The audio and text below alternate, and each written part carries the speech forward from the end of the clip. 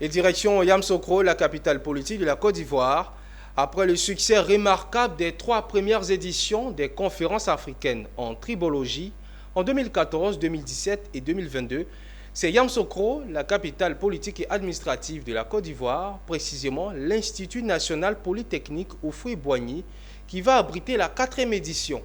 Le lancement a eu lieu ce lundi 24 avril au sein de la dite école en présence de plusieurs participants venus des 4 coins du monde. Cette 4e édition mettra l'accent sur les défis tribologiques actuels et futurs à relever par les chercheurs académiques et industriels pour améliorer notre avenir. Charles Kouakou et Pierre Tebeu. Ils sont venus des 4 coins pour prendre part à cette 4e édition des conférences africaines en tribologie. Cette science qui étudie les phénomènes susceptibles de se produire entre 2 systèmes matériels en contact, immobiles ou animés de mouvements relatifs. Au cours de cette conférence, plusieurs thématiques seront abordées, telles que la tribologie dans le transport, dans l'industrie, dans l'environnement spatial, dans la production d'énergie à échelle nanométrique ou encore intelligente.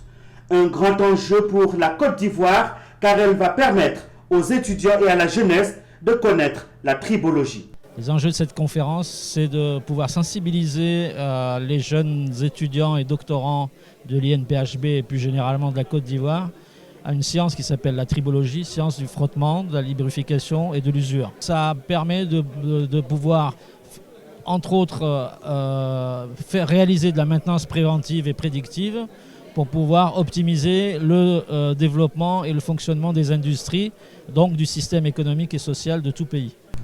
Un honneur pour l'INPHB de Yamoussoukro d'accueillir cette conférence. Un grand honneur pour nous d'accueillir une forte délégation provenant de quasiment tous les continents du monde au sein de l'INPHB pour parler d'une thématique, le nom qui est très peu connu, mais la discipline et l'incidence en fait de cette science est largement connue. Cette cérémonie de lancement était placée sous le parrainage du ministre du Commerce, de l'Industrie et des PME représentés par un de ses plus proches collaborateurs au niveau local.